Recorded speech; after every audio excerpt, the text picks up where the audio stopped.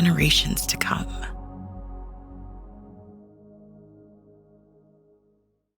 Welcome to another edition of the TDN Writers Room podcast. My name is Bill Finley. I'm a correspondent for the Thoroughbred Daily News, a huge Boston Red Sox fan. And by the way, they're off to a 7-3 start. And I co-host the Down the Stretch radio show with Dave Johnson on Sirius XM Radio. How you guys doing? I'm Randy Moss with NBC Sports. TD Thornton checking in from a little north of Boston today. I'm a stablemate of Bill's at Thoroughbred Daily News.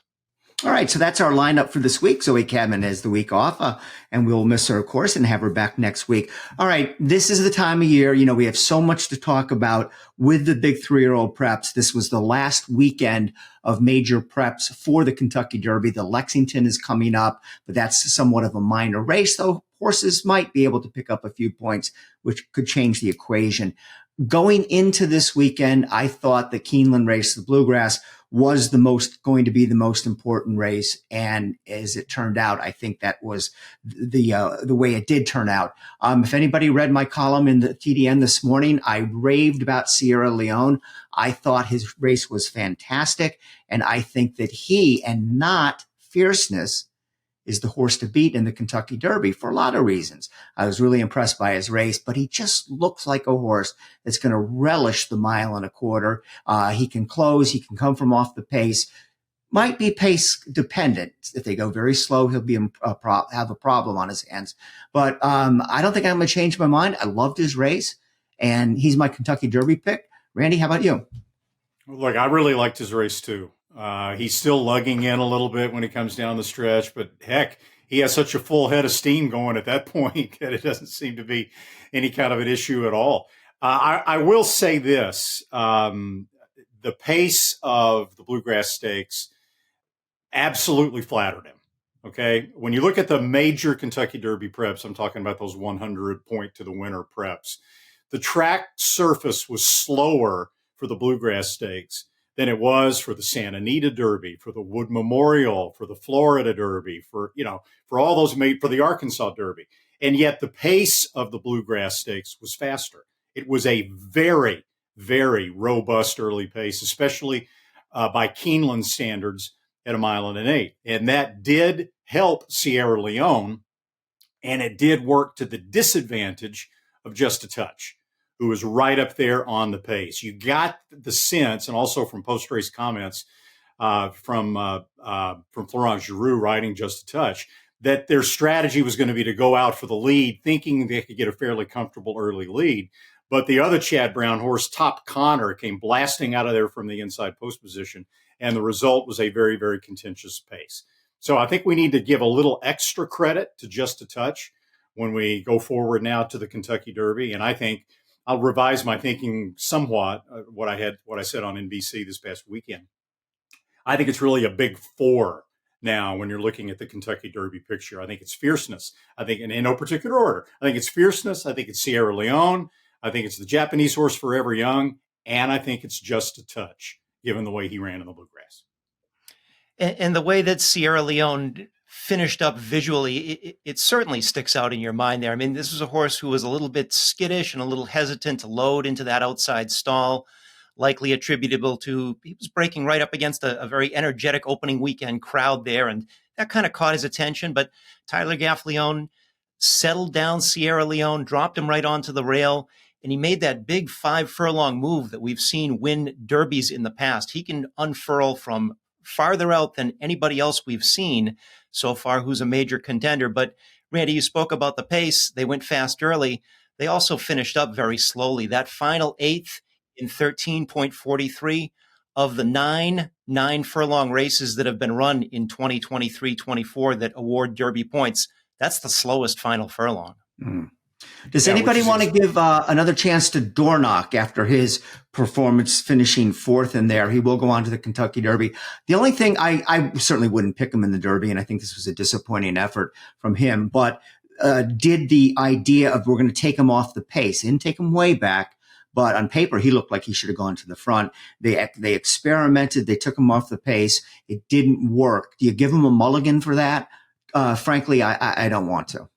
I don't want to either, because if they had sent him, the pace was already very fast. If they had sent him to the lead or tried to get him to the lead, then he would have been burned up. He would have been, another element into the speed duel. They wanted him off the pace in the Florida Derby, and the talk before that was, oh, he would have run much better if we could have gotten him off the pace. Well, we saw what happened when they got him off the pace. He was a little keen down on the inside, didn't seem to be comfortable at any point during the running of the race. And one more thing about the pace of the Bluegrass Stakes. Yeah, you can say, okay, that flattered Sierra Leone. You can say, okay, he may not be quite as good as he looked in that race just because they went so fast early. But then you got to keep in mind, we're talking about this in context of the Kentucky Derby. When is there ever a slow pace in the Kentucky Derby? Almost never. So the pace is going to be contentious for Sierra Leone when you get to Churchill Downs. You know he's going to love the 1.25 miles. And Danny Gargan is already talking about trying to send Dornoch to the lead in the Kentucky Derby now that he's found out that he doesn't really relish being behind horses. So that's just going to add another element to what is almost always a fairly robust pace. But still, given that pace scenario, there's always the danger of falling in love with your Derby horse who's a deep, deep closer, who's either going to have to come around horses in a 20-horse field or weave his way through. 8 of the last 10 horses who crossed the finish wire first in the Derby, and we're not counting the disqualifications in there, the 2 of them, the 8 of the last 10 were either on the lead or just off of it. And horses who did come from off the pace, like Mage and Rich Strike 2 years ago, they both had gift trips just weaving through everything parted for them. Everything worked out the right way. So there is always that inherent danger of falling in love with the closer as your Derby horse. As I look at the Florida Derby and as I look forward to the Kentucky Derby, the pace when it comes to fierceness has got to be a huge factor, TD. I mean, he loped along on the lead in the Florida Derby. Granted, it was a great race. He won by 13 and a half lengths, but he got a perfect trip there. He's not going to get that kind of trip in the Kentucky Derby. He may not get a bad trip. He might not get into a speed duel where they go 45 to the half, but I just can't see him duplicating the Florida Derby trip in the Kentucky Derby. And I think that's going to be to his disadvantage. I would have to agree with you on that. And I think even to underscore that point a little further, he just closed as the 5-2 favorite in the Derby future pool that closed on Saturday for a race that was still a month away at the time that pool closed. And 5-2 might be a price that in a futures bet that is lower than his actual mutual on Derby Day itself. I would agree with that. Yeah. How would you like to be taking 2.5 to 1 on a horse who gets buried down in post 1 or fanned way out in post 20? We don't know the draw yet, so I think that's an extremely underlaid price on him. Looking at the past performances, Bill, of the expected Derby starters, based on what they've done so far, there are 4 horses you can expect to show speed. Track Phantom, who would probably be your most likely pace setter, right? Dornoch, because Danny Gargan says he wants him up there on the pace. Fierceness, and Just a Touch. Mm-hmm. Other than that, most of the horses are either, stalkers 3-4 lengths off the pace or mid-pack or further back. All right. Also at Keeneland, as they opened up their spring stand, of course, was Friday's Ashland Stakes. The only Grade 1 prep for the Kentucky Oaks, where there is 4 Grade 1 preps for the Kentucky Derby. That's a subject for another day, but maybe a little bit unfair to the ladies. It was a loaded race. It had, I do the top 10 in the Oaks, well, TD does his rundown for the Kentucky Derby horses. 4 of my top 10 horses were in that race. You had Just FYI making her first start since winning the Breeders' Cup Juvenile and the championship last year. You had Impel, who everybody was so high on. But Leslie's Rose, I wouldn't say she was overlooked, but she was a horse that hadn't quite lived up to that billing. She was another 7-figure buy at the sales. So you have the $2.3 million horse win the Bluegrass. I believe she was $1.15 million to win the Ashland. So, the people spending the big money certainly got it right. It was a loaded race. She ran great. I think that she'll be one of the top contenders in the Kentucky Oaks. Just FYI, first race off a long layoff, had to miss a design prep because of a little setback. She certainly could improve.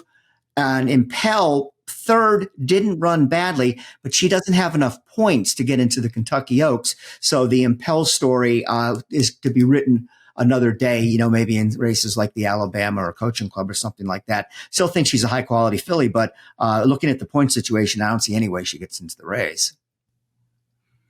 And, when we talked about Leslie's Rose about a month ago when she ran a subpar third in the Devona Dale, she was beaten at 3-10 odds. And we had talked on the podcast about how she looked very uncomfortable being buried down at the rail.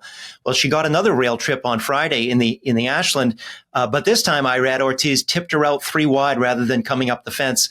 And I was a little shocked that she went off at 9-1 based on that. I was surprised as well about Leslie's Rose being a 9-1 shot in there, because if you give her that excuse in the Devona Dale and you go back to her previous start, she had a 4 wide trip. She ran fast. I mean, based on that, you would have to like her about as much as Impel. I thought Impel had a beautiful trip, sitting second just off the hip of the leader in slow fractions. I thought she had no excuse at all. So I was a little bit disappointed in the way she ran. Look, I think Leslie's Rose is a legitimate Kentucky Oaks contender in a race that's really gotten better and better and better as the weeks have progressed. Tarifa ran fast in the Fairgrounds Oaks. Where's My Ring looked good in the Gazelle. Power Squeeze looked really good in the Gulfstream Oaks. And Ways and Means, who had a bad trip in that race, is sitting right now at number 15 in the Oaks leaderboard. So you would have to think she'll probably get in. Then you got Torpedo Anna, Leslie's Rose, Just FYI. It's shaping up as a pretty solid Kentucky Oaks. I'm just glad that Zoe's not here this week, because she would be crowing, I think, right now. She and I had a horse for horse bet. I did not think Just FYI could win. At least I was right about that. But we went horse for horse, Just FYI versus Impel. She beat me by 3/4 of a length. There's alcohol involved in there. I've got to buy her some sort of. Knowing Zoe, she'll probably go for Opus 1, but I'm hoping it's a little bit more reasonable. Yes. So you will be hitting the local liquor stores to buy Ms. Cadman a very nice gift. And she was adamant. I mean, the horse didn't win, but she was not taking any, not swallowing the Kool-Aid on Impel. Not at all. So anyway, so that wraps up the big weekend of racing at Keeneland. And speaking of Keeneland, we want to let you know that the TDN Riders Room is brought to you by Keeneland.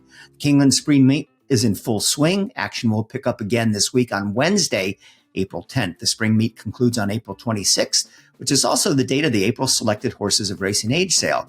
Entries for the September yearling sale are now open. The sale will start Monday, September 9, and the entry deadline is May 1. We'll be right back after this message from Keeneland. When the spring meet ends, summer success begins. Buy, sell, fresh winners, hot prospects. One night, one chance. Finish strong. Don't miss out. The Keeneland April Selected Horses of Racing Age sale. Friday, April 26th.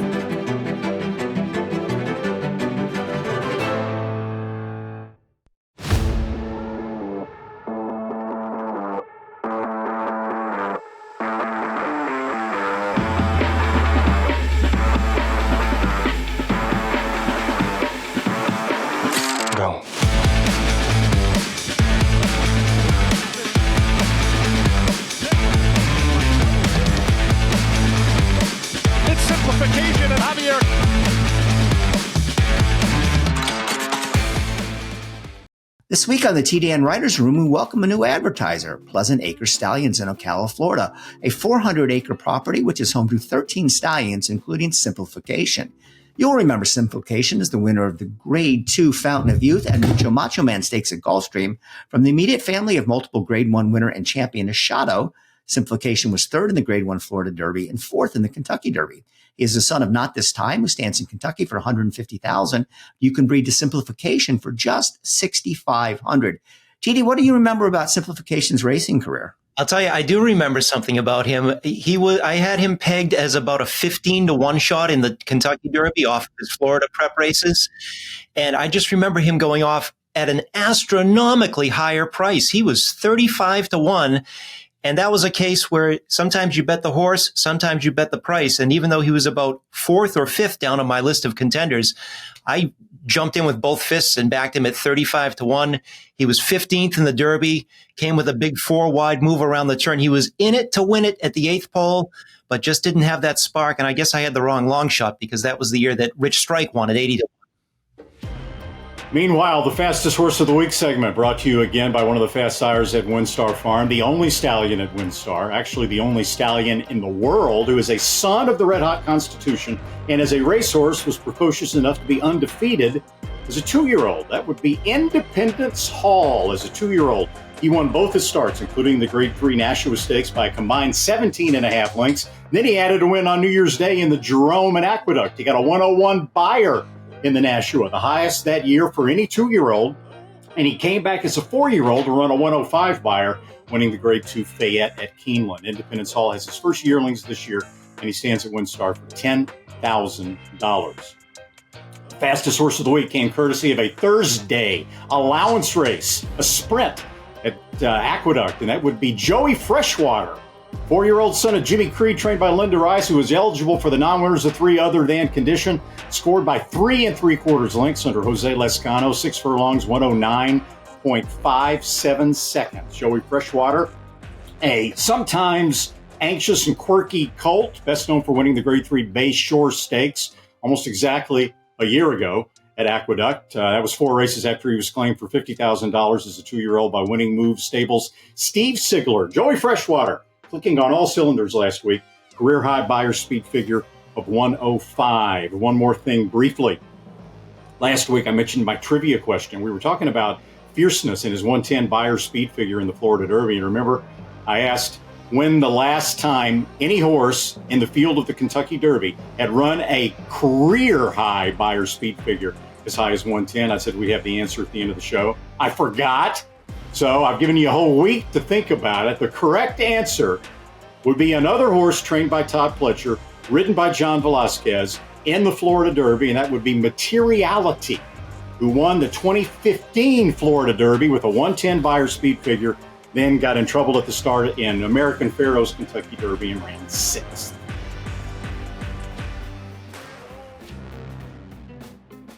Could not have come up with that one in a million years. My goodness.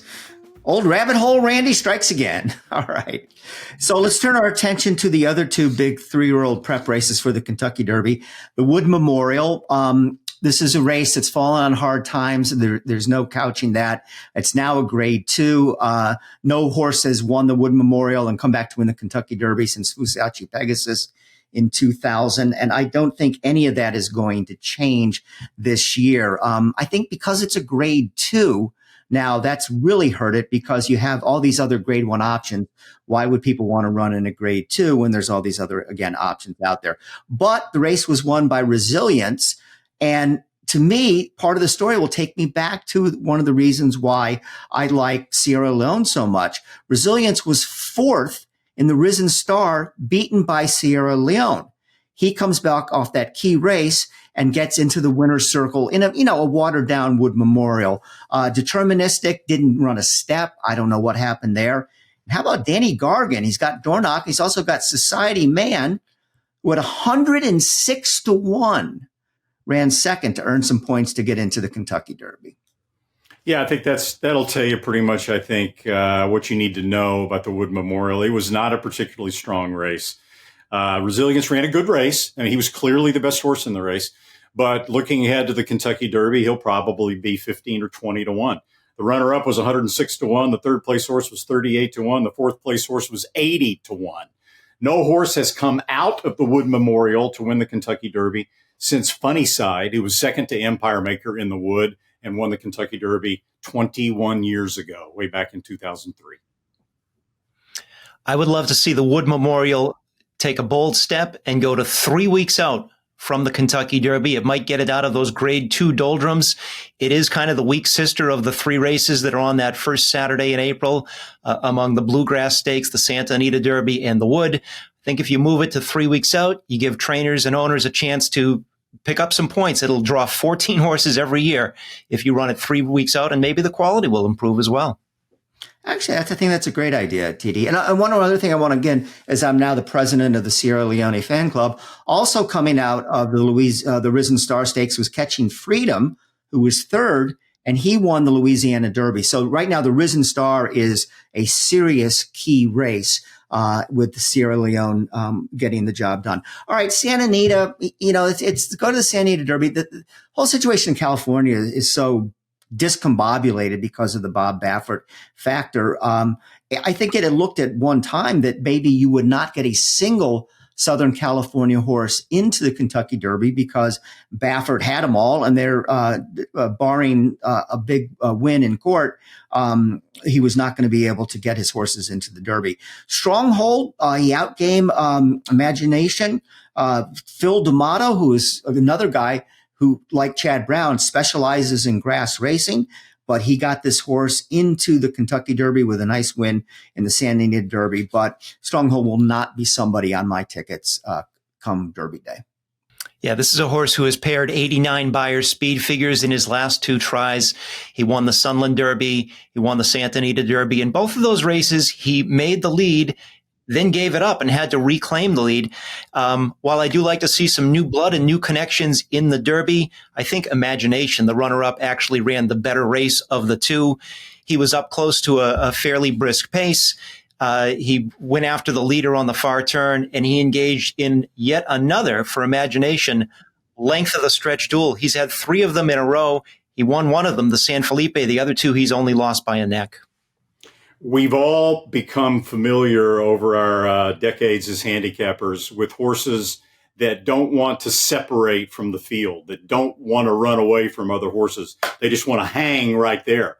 And they'll run down to the level of their competition, as Imagination did in a maiden race when he was beaten in a photo finish, or they'll run up to the level of their competition, like he did when he was going head-and-head with May Moon a couple of races back in that allowance race. He's just kind of the hanging sort of horse that doesn't want to run away from his competition. He had a beautiful trip coming to the top of the stretch. Looked like he was going to kick away and win nicely. He got away from the field just for a second, and then he sort of waited on horses. Stronghold went by him. He picked it up again. So, yeah, I mean, I think Imagination is a better horse probably. But, I mean, look, Stronghold's going to be 25-30 to 1 in the Kentucky Derby, I think. So, even though he's won two races in a row, he's not a major player in my eyes at this point. Another slow fourth quarter in a race that was, in fact, they went just 0.02 of a second shy of going that final quarter. Split in the race in 26 seconds. They went 25.98. That is the slowest fourth quarter of a 9-furlong prep race this season. So they didn't finish up all that swiftly.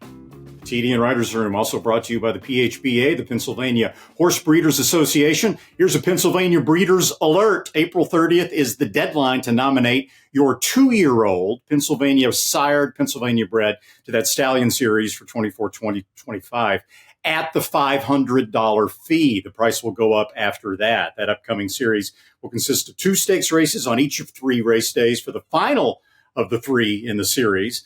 It'll be held in early 2025 for the first time for 3-year-old colts and 3-year-old fillies. Breeders are eligible for $50,000 in bonuses in that series. For more information, you can visit www.pabred.com.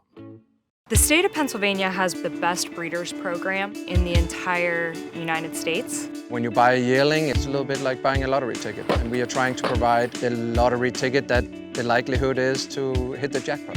Angel of Empire wins the Arkansas Derby and wins it clear. Uncle Heavy late, it's a photo finish. Pennsylvania and the PHBA have the best state-bred program in the country, bar none. The winner, Uncle Heavy, he's a 3-year-old bred in Pennsylvania. Maximum Security proves he's the real deal with a gate-to-wire win in the Florida Derby. Champion 3-year-old. Maximum Security has won the TVG.com Haskell Invitational. 11 triple-digit buyers. Maximum Security, he smoked them in the Cigar Mile. Grade 1 winning 4-year-old. Maximum Security takes them all the way in the TVG Pacific Classic. Maximum Security. Now it's time for the Coolmore Stallion of the Week, and this week that is Maximum Security. Maximum Security's first 2-year-olds are selling at OBS April next week. Just a reminder of what kind of racehorse he was. Maximum Security was the champion 3-year-old colt in the USA in 2019, a grade 1 winner at 4, a winner of his only 2-year-old start by 9 3/4 lengths, first past the post in 5 grade 1s, the Cigar Mile, Florida Derby, Haskell, Kentucky Derby, and the Pacific Classic. All in all, he racked up 11 triple-digit buyer numbers in 14 starts and won over distances from 6 to 10 furlongs. Maximum Security stands at Coolmore for a fee of $7,500. Green Group Guest of the Week is brought to you by the Green Group. We're taping this on Monday, April 8th. It's getting close to tax time, especially if you're in the thoroughbred industry and you're struggling with something right now, or when you're right up against the deadline about your taxes. It's not too late to reach out to Lynn Green and Company at the Green Group. You can go to www.greenco.com for more information. We're pleased now to bring in the Green Group Guest of the Week, and it's a good one this week. The man of the hour over the weekend, Chad Brown, was winning races all up and down the map, but most importantly, of course, Sierra Leone winning the Bluegrass, the Toyota Bluegrass for Chad Brown. And Chad, as we start this off, I was just kind of wondering what your mentality is, because I think some people feel that since you're so grass oriented, that maybe the Kentucky Derby isn't all that big a deal to you. I'm sure it is, though, but could you explain that, how much the Derby means to you and why, you don't necessarily go about it the same way, say, Todd Pletcher and Bob Baffert do? It's a high priority for us, a race we want to win. It's one of the few races we haven't won yet, me and my team. And, I'm not sure what their approach really is. I just think I have maybe a different portfolio of horses to work with as young horses and such. A lot of turf horses, a lot of fillies and stuff. So we definitely don't have as many candidates right off the bat come in. I have a lot of nice horses to work with, don't get me wrong, but dirt colts that can get the classic distances, they sort of whittle themselves down pretty quick when you're going through your babies. So fortunately this year I have some really good candidates, and it looks like 2 of them are going to get into the Derby. So. Yeah, and this group, this portfolio includes the $2.3 million horse in Sierra Leone. I find it interesting, sort of the power coupling of Peter Brandt and Coolmore. I know Peter's been developing a relationship over the past decade or so with John Magner and with MV Magner. They both bought into Jack Christopher. Peter bought into Stone Age. But from what I understand, from what I've read, this particular colt, Sierra Leone, had quite the reputation with bloodstock agents even before he went through the sales ring. Can you kind of talk a little bit about how and why the partnership in this particular horse between Peter and Coolmore came to be? Well, we're at Saratoga, actually, and the Coolmore team's, looking at all the yearlings and such and getting on their short list what they want. And Peter was looking to get a nice colt or 2 out of that sale. So, we do our work and then sort of match notes. And this is a horse that I really liked, Peter really liked, and it was a horse they liked too, one of a few they liked. So this was the one that we really wanted to be involved in. And at that sale, this is the only one that Peter did go in on. And he happened to be the most expensive. Before they sell, you don't really know. There were a few nice prospects in there. We didn't know he'd bring, over $2 million, but this was really the top pick by a lot of people, including us. And, it oftentimes doesn't work out that way with yearlings, as you know. They change a lot. There's a lot of high-dollar horses that are slow or, don't have much ability and such. So you don't really know. This horse is one of those rare horses that was always a beautiful horse, probably since birth, you'd have to imagine, and always a star, impeccably bred. I mean, grade 1 winner on top and bottom, and never missed a beat, was never not at the top of everyone's list. From a yearling, from when the horse was at the farm with all the other 2-year-olds, he came into our barn. He was always the best one. So, it's just, you got to go through a lot of horses to find one that's always is at the head of the class at every grade. So at that Saratoga sale, as the price kept going higher and higher, do you know who you were primarily bidding against at that point? I wasn't involved with the bidding. So once we talk about it with Peter and the Coolmore group, they take it from there with Paul Shanahan and MV, whoever else is involved. And then I'm not involved in any of the bidding or the appraisal of the horse. They just decided at that point that they wanted to pursue that horse and get him for that price. And well, I'm just a lucky recipient that then, they told me right away I was going to get the horse. So it was a very great result for me. And he was immediately earmarked for me, which I was appreciative. Chad, we talked earlier in the show before you came on about the Bluegrass Stakes, but forget our assessments. We want to hear it straight from the trainer's mouth. What did you think of the Bluegrass, and how did Sierra Leone come out of it? Yeah, he came out of the race fine. Obviously when he drew the outside post there, he was always going to look like he was going to be towards the rear of the field, but particularly with that post, you're just going to have to guide him over there and see if the pace develops. I was a little surprised to see Top Connor on the lead. He broke so sharp, and from the inside post, our intent was to go be in that first group there. I actually thought Good Money would be maybe right there, setting the pace, maybe just ahead of him. That horse actually hit the gate. He was the horse when Sierra Leone didn't really want to load. Then he finally got in there. A horse charged the gate in the middle. It was Good Money. But then hit the gate, Castellano told me, and then he was out of sorts a bit after that and really didn't run any good. Didn't break well, didn't run good. But anyhow, my other horse ended up on the lead, which I didn't anticipate. But, as the pace was moving along at a solid rate, and I saw the horse moving up down the backside, I felt pretty good. The only anxious moment was when he was loading the gate when he wanted to go in. That was, I didn't see that coming. He's been a pretty straightforward horse. Tyler told me really the crowd, when he inherited the outside post with the 11 scratching, he's the last one to load in there. The more they were just trying to get him in there, and they did a great job getting him in there. He just kept looking at that crowd, and it's been something with this horse. He always kind of wants to look right. You saw in the Remsen when he was kind of acting green, and he still wants to lean in a little bit when he passed that horse on Saturday.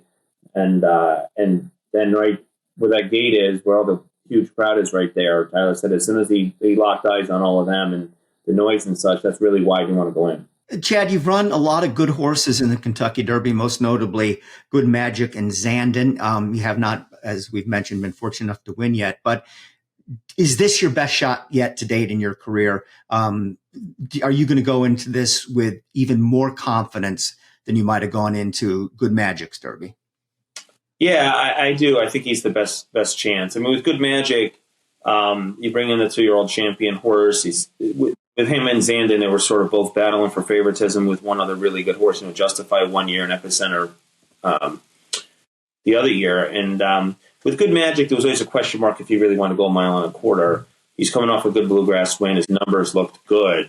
And that crop didn't look that strong behind, up-and-coming Justify, Good Magic. And then there were some other horses that maybe it wasn't as deep, I don't feel. And so I thought maybe he'd get a mile and a quarter just because of the lack of competition, maybe. But it's not really what he wanted to do. And then with Zandon, I always felt he could get the mile and a quarter. And I felt really, really good about that horse, the way he came in with his running style. And both of them got pretty good trips in the Derby, too. No excuses. But this horse really looks like he's looking for the mile and a quarter the right way. Yes, he's trip dependent. He's going to have to pass a lot of horses, but it looks like there'll be a good pace. And hopefully, if he can just get a clear run and use his big stride, he would be the best chance we've had in this race. So about that, when I hear people hand-wringing about 20-horse field in the Derby and, it's a crapshoot and, you got to have this much luck, I always tell them, go back and look at the charts. In hindsight, who the best horse was. Ask yourself, go back every year. Go back to the 70s. Did the best horse win the Kentucky Derby? And you'll be amazed. It's like 75, 80% of the time, despite the 20-horse field, the cream rises and the best horse tends to win. So how concerned are you about his running style going into a 20-horse field? It's I'm slightly concerned because anytime you can get some position in that race and put some horses behind you, you're definitely going to have a better chance to get a clean trip. That said, there's been some, you look last year, I mean, the winner was really towards the rear in the race and did get a great trip and everything went right there. Javier did a great job riding horse. But, you go through the years and there's been a lot of closers that have done really well in the race. So it does come down to a little bit of luck. I agree with you. I'd say 8 times out of 10, when you look at the really top contenders in the race, they really didn't have an excuse. I can think of a couple derbies where the horses were a bit unlucky, didn't have good trips. I don't know if it was because it was 20 horses. They could have had a bad trip in a 14-horse field too. I thought Essential Quality didn't get a good trip, and I'm a student of the game. I've been in some of these races. I was in that one. Was highly motivated. I thought he had a pretty wide trip. Maybe it was because of the 20 horses. I thought he might have been the best horse. I thought Looking at Lucky had a bad post that year. He was a horse I thought got affected. He might have been best. So there's a couple of them, but in large, like my horses that I thought I had the best chance with, they didn't have any excuse. I mean, they got through just fine. Good Magic and Zandon. And I had some other horses that I really haven't had any bad trips in there, knock on wood. So you just have to come with the right horse. And you will have another deep closer in the Derby, Domestic Product, the winner of the Tampa Bay Derby. He's coming off of 2 races in which he closed into some pretty slow paces. Give us your thumbnail sketch of Domestic Product, and please tell us if you know what you're going to do with a jockey, because Tyler Gaffleone rides Sierra Leone, and he's also been riding Domestic Product. Yeah, so we're lucky enough to pick up Irad Ortiz on that horse, so he's going to ride the Derby, which is great. And, that horse is, I think, an under-the-radar real contender in the race. He has a really fast figure at a mile and eighth as a 2-year-old to keep working off of when he broke his maiden. I mean, he did something that's hard to do. I ran him at Saratoga. We really liked horse going 6 furlongs, and Brad Rodeman just said the kickback, and he couldn't believe he didn't fire because he had worked him in the morning, and he begged me to ride the horse, Brad. So he missed the race going a mile, and then by the time I had him ready to go, there was a mile and an eighth race going from 6 to a mile and eighth. I'd never do that. So I just threw him in there, and didn't he win? And he ran a good fast number. And then he caught that muddy track in the Remsen. He clearly doesn't want a rainy Derby, this horse. He's night and day better on a dry track. And I'll say this about him. When Tyler got off that horse at Tampa, immediately we talked about how, now we're going to part ways with this horse a bit, and you're going to, obviously pick the other horse, but, thank you. And maybe down the road, you guys can connect again. He said to me, he's not that far behind the other horse. Trust me. The horse going a mile and a quarter, there's not as much separating these horses as you think, is what he told me. I said, okay. So I trust him. He's been going on some slow paces. We haven't seen him at a mile and a quarter yet. I think taking the blinkers off the horse was a positive move for him in his last 2 starts. And I initially was going to run that horse again. And the more I looked at it, he had 2 tough races at mile 16, where he was really on his belly late in the race. And I thought he had a good blow out of it. And I looked at my numbers, over my whole career, and really 31 to 60 days. I know there's a lot of turf races in there too, but it's been a high percentage move for us, having a little bit of time, 31 to 60. If it was more than 60 days, I would have definitely run that horse somewhere. But he's just 56, 57 days, something like that. And it's a positive angle for our barn, so I'm going to go on that. Chad, what do you think the next 4 weeks are going to be like for you? You're going to be nervous? You're going to be extra excited? Case of Derby fever? Or, are you going to be the typical Chad Brown, level-headed, kind of steady guy that we know and love? Thank you. I try to be. The only benefit to losing the Derby a few times when you thought you were going to win is you gain a lot of experience, and you just, the next one that comes along, you don't get thinking about it too much. You just, you hope for the best. You're expecting the worst. Anything can happen. So you just have to think about it that way. And I'll be pretty anxious on Derby Day, but we're pretty focused, and I have a great team. I mean, I was telling the reporters here on site to the Bluegrass. I mean, to put in perspective, there's 3 Bluegrass wins, and every single employee that was here on Saturday was working for me at the first one. Every worker in the barn. So that's the same team that's working with these horses. So we all have a lot of experience together doing this, and I'm hoping that benefits us as we go in there. It's tough to make decisions. The last weather to deal with in Kentucky all the time, when you're going to work the horses, and how you're going to approach the race and such. And I feel like we learn something every year. We've had a lot of conversations. This is something I can't believe I've never asked you before. And with all your turf success, you've won more than your share of Grade 1 races on the dirt. You've won the Preakness twice. You were second in the Kentucky Derby. Looking at the difference between dirt racing and turf racing, right?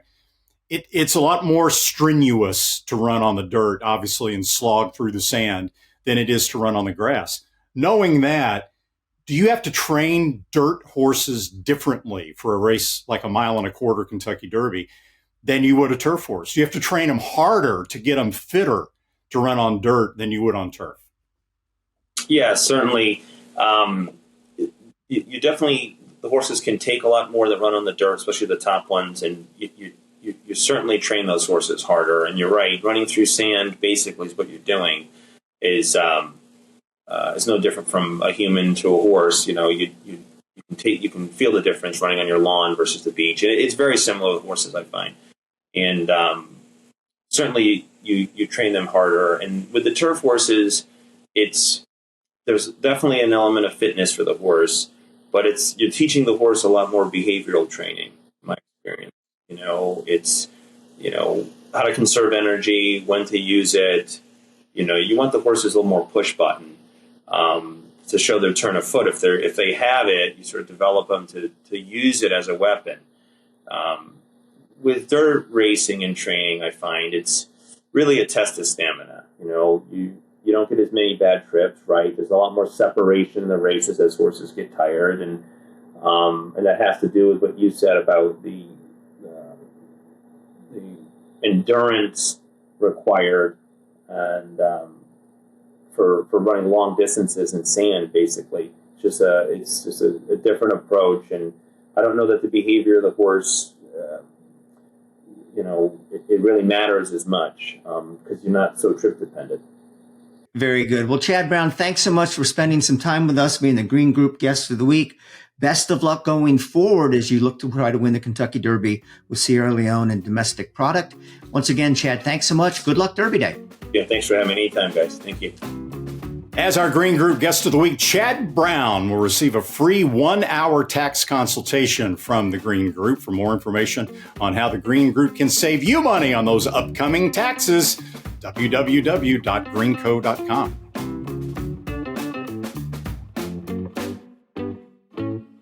Are you paying too much in taxes?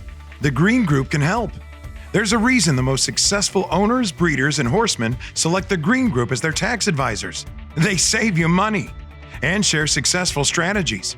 Over the past 40 years, the Green Group founder, Len Green, has owned and bred some of the best racehorses in the history of the sport, like Eclipse Award-winning champions Jaywalk and Wonderwheel. His DJ stable competes at the highest level and has received the game's most prestigious honors. Len Green's in-depth, hands-on industry knowledge, combined with cutting-edge tax-saving strategies, has produced positive results for his clientele and has made the Green Group the top-rated accounting and tax firm in the thoroughbred business. For a confidential and complimentary consultation, contact us at 732-634-5100 or visit our website at www.greenco.com. The Green Group, proven strategies to save you taxes.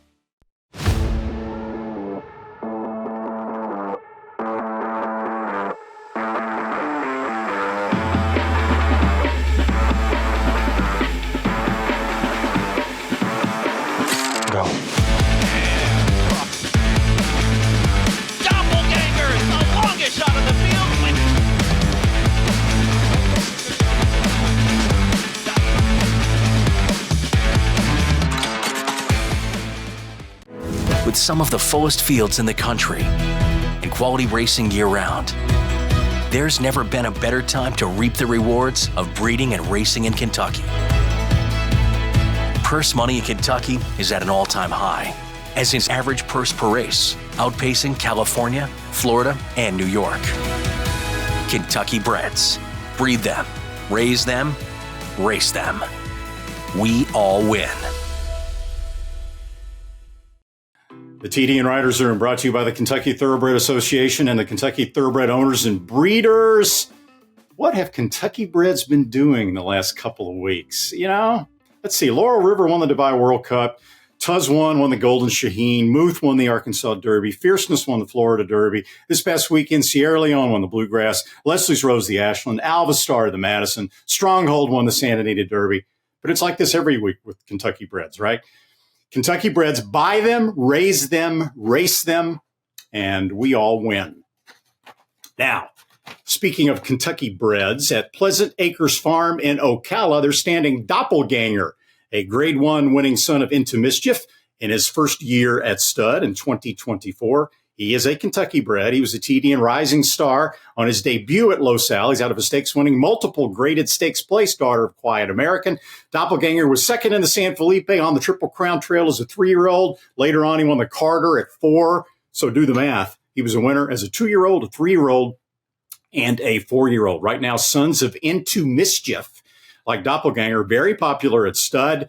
5 of them stand in the state of Florida right now, 3 of them at Pleasant Acres, and Doppelganger, the only Grade 1 winner among those 5. And Doppelganger stands for $10,000 at Pleasant Acres.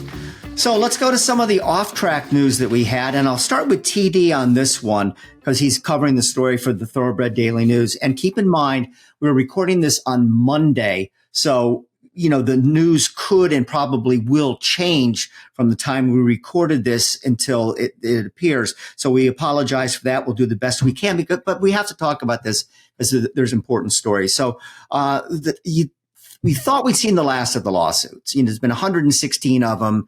And, we thought finally everything was dealt with, and Churchill Downs, whether you agree with their position or not, was by and large the winner of everything.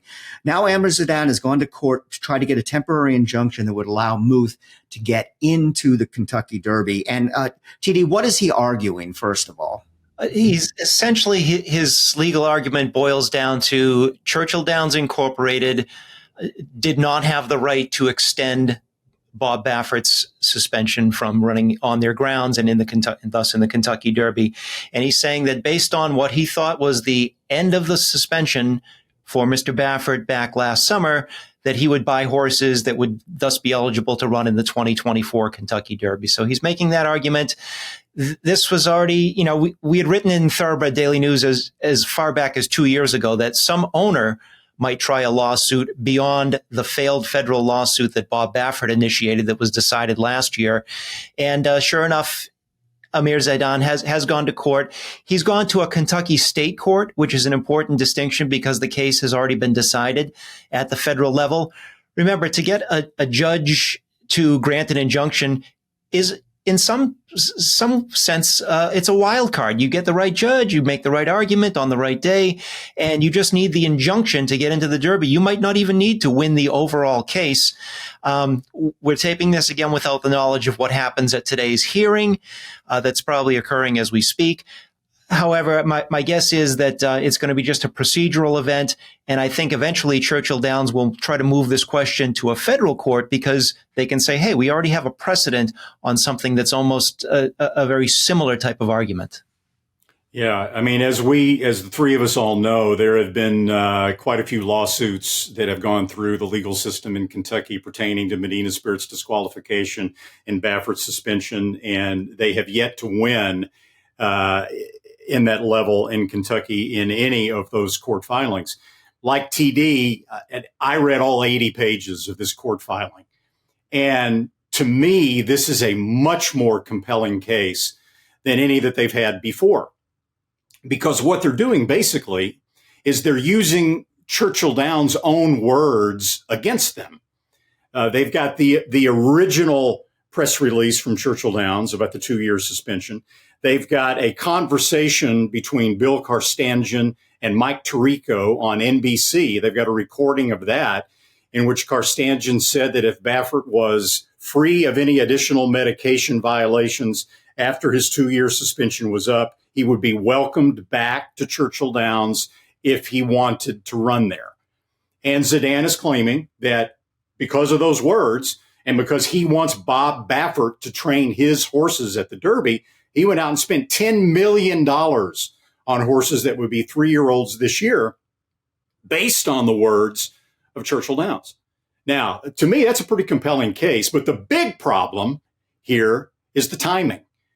When you read that 80-page filing, it's extremely detailed. That's why it's 80 pages. They didn't just start on this after Muth won the Arkansas Derby. This is something that's got to take a month or more to piece together. Now, maybe they only filed it when Muth won the Arkansas Derby, was going to have enough points for sure to get in Kentucky, and he came back okay after the race. But now look at the timing.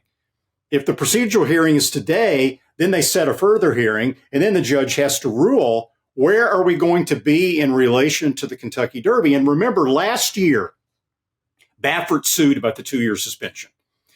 He lost the suit. One part of the rationale, according to the judge, for denying Baffert's claim that he shouldn't be suspended for 2 years is that it would put a hardship on other owners whose horses had points to get in the Kentucky Derby and might be bumped. And this was February of 2023. Now we're looking at April of 2024, 2-3 weeks eventually before the Kentucky Derby. I just think it's going to be awfully tough to get a judge to throw the Kentucky Derby in that kind of disarray that close to the race. We'll see.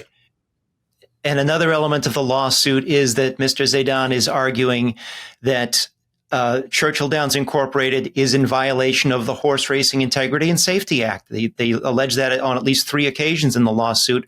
On Friday, I got in touch with somebody from the HISA authority to ask what their opinion or comment was on that. Is CDI really in violation of HISA? And the HISA authority didn't want any part of that. They said, we're not going to comment on anything that's in a different lawsuit that doesn't involve us. And they probably wouldn't comment even if the lawsuit did directly involve them. So, if CDI was in violation, you would think that violation would be posted on the HISA website. TD, if Zidane wins this, can only his horse get into the Kentucky Derby, or can horses owned by other Baffert owners? Randy, you're shaking your head to fill me in. No. I mean, TD will tell you this has to do with Baffert's suspension. So it not only would open the door for Muth, it would open the door for Imagination, or any other horse that Baffert might have that has points that they may want to run. You agree with that, TD? I do, and I would say, and it's not just the Derby; it's the Kentucky Oaks as well. Good point. All right. Well, speaking of Churchill Downs, they were also in the news last week, and a very odd story. A publication called the Baltimore Banner, who, by the way, does a real good job covering politics in Maryland and has written a lot of, been on top of the Pimlico situation ever since the things have been going on and the going back and forth about getting money for Pimlico, rebuilding it, et cetera, that Churchill Downs was interested in buying Pimlico. And I mean, if I didn't know better, I would have thought this was an April Fool's joke. And the thing is, which the reason why I don't see this at all is that we know what Churchill Downs is all about. Well, they love the Kentucky Derby, but other than that, they're not real good fans of horse racing. They're a casino company, and they're going to go out and buy a racetrack that has no affiliation or no revenue coming in from slot machines, casinos, et cetera. That goes so totally against the grain of the way they've run their company. Now, perhaps they think that they could get maybe historical horse racing machines in there or something. But I don't get it, to be honest with you. I know the Preakness is a big feather in their cap, and they would have 2/3 of the Triple Crown, which would be pretty remarkable. But, maybe they're just kicking the tires. I don't get it. I don't think Churchill Downs has any interest in having 2/3 of the Triple Crown. They don't have that much interaction with the Preakness and with First Racing. I mean, let's face it, when it comes to the Triple Crown, Churchill Downs is flying the plane, and Pimlico and the Belmont are in middle seat in coach, right? I mean, that's just the way it is. That's the way the pecking order goes. So why would Churchill Downs want to take a dilapidated Pimlico under its umbrella? But you answered it. It's the possibility of HHR, of historical horse racing machines. Right now, the state of Maryland has 6 casinos, and racetracks have tried for a long time to get expanded gaming at the tracks. They've always been denied, but in exchange, legislators have given racing in Maryland a carve out. They've taken some of the tax revenue that would go to the state, and they've instead given it to the horsemen for purses and given it to the racetracks for some sort of capital improvements that obviously aren't being used at Pimlico. So I think what Churchill Downs is hoping, and this is just speculation, is that they can go to the Maryland legislature and they can say, look, you're about to spend $400 million on this. Okay. We can save you a whole lot of money. Let us take over Maryland Racing. Let us take Pimlico. Let us take Laurel. You don't have to worry about that $400 million, right? We'll take care of what we need to take care of. Just give us the opportunity, at least, give us the consideration for installing HHR machines at our racetracks, and we'll take care of the rest. I think you're right. I think that's pretty much what they're interested in long term. I don't think they give a flip about controlling 2/3 of the Triple Crown. And if you're a horseman in Maryland, you face the decision of who do you want running the sport in your state for the long-term future, a gaming company, or, as the way the bill is going through the legislature now, a nonprofit racing-specific entity similar to the New York Racing Association that is going to have racing interests first and foremost for the foreseeable future. Yeah, stay tuned on that one. And again, there may be some more information out about this this week. And we apologize if we miss that, but we are recording this in advance of some of the meetings in Maryland. Yeah, and that's important, Bill, because as we tape this on Monday, April 8th, today is the final day of the legislative session for the year in Annapolis. So when you watch this on TDN, there will be more news about this, but this is what we think about it right now ahead of time. All right. Well, last but certainly not least, Frankie Dettori. My goodness, the story just gets better and better all the time. On Santa Anita Derby Day, he rode the favorite in the Santa Anita Derby and didn't win in Imagination, but he rode 6 straight winners in consecutive races from the 2nd through the 7th. And usually when you see something like that happen with the jockey, which you don't see very often, there's a $3.20 winner in there and a $4 winner and whatnot. His horse is paid $6.60, $18.20, $21.60, $15, $16.40, and $10.80. And if you would have gone to Santa Anita that day and say, I'm going to parlay all of Frankie's horses, because I think he's going to have a hot day, a $2 parlay for those added up to $215,416. Just goes to show you the odds against something like this happens. Randy, I know you've been just so impressed with what he's been doing out in California, how good he looks on a horse. And it's amazing to think that he was going to retire. And now he's, enjoying the second chapter in his career, riding winners like crazy, riding in the U.S. I don't think he's going anywhere anytime soon, and nor should he. And he's having an absolute blast, right? He's 53 years old. He's the best jockey in Southern California. He is. He looks better on the horse than anyone else, better than the young guys. He's getting better results than any other jockey out there with the horses he's been riding.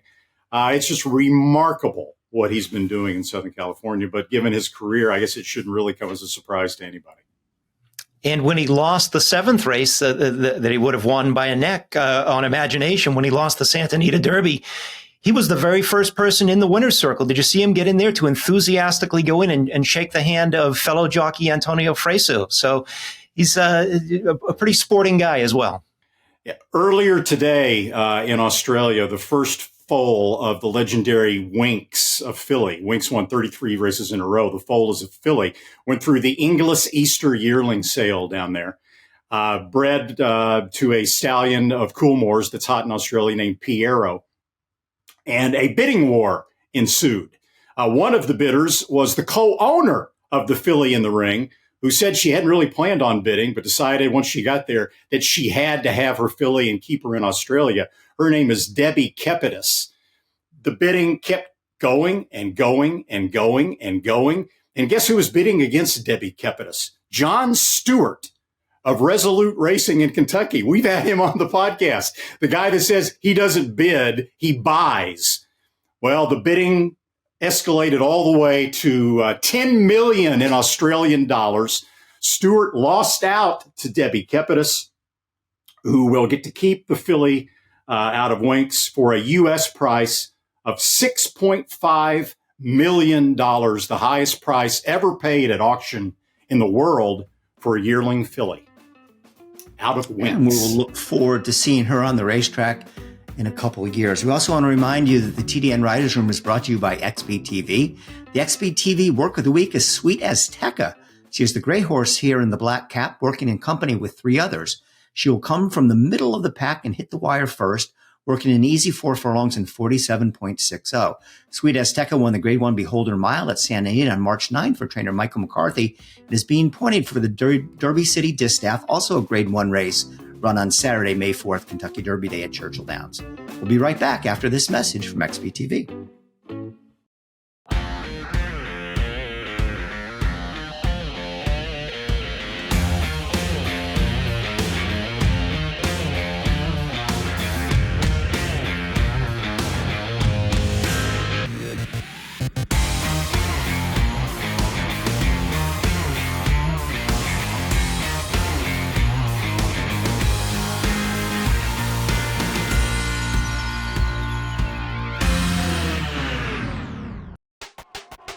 All the thrills. Fraction of the bills. Experience the power of the partnership. Change your life, make new friends, and compete at the highest level of thoroughbred racing. West Point Thoroughbreds, the gold standard in racing partnerships. Visit westpointtb.com. The TDN Riders Room is brought to you by West Point Thoroughbreds. We talk all the time about how being a part of a West Point partnership can vault you into the world of instant camaraderie. We talk about their winners all the time. Hey, West Point's just like us. They can have tough beats as well. Just this past week in the Transylvania, Cugino was second by a nose. That's a Grade 3 race. In the Madison, they had Vava in there. She ran a heck of a race, and she was beaten just a half length. So they don't win them all this week. West Point will have Integration going in the Grade 1 Maker's Mark Mile at Keeneland. Also, that's on Friday. Saturday at Oaklawn, Jackson Traveler is back in action again in the Grade 3 Count Fleet Sprint Handicap. You can learn more about all things West Point at westpointtb.com. Well, that's a wrap on this week's show. I want to thank my partners, Randy Moss and T.D. Thornton, who admirably filled in for Zoe Cadman this week. Our producers, Katie Petruniak and Anthony LaRocca. Our editors, Aaliyah LaRocca and Nathan Wilkinson. And, of course, what would our show be without our mascot, Lucy? Sound asleep, as always. Sound asleep. Yeah, she's as frisky as ever today. So, anyways, everybody, should be a great weekend of racing. Thanks for tuning us in.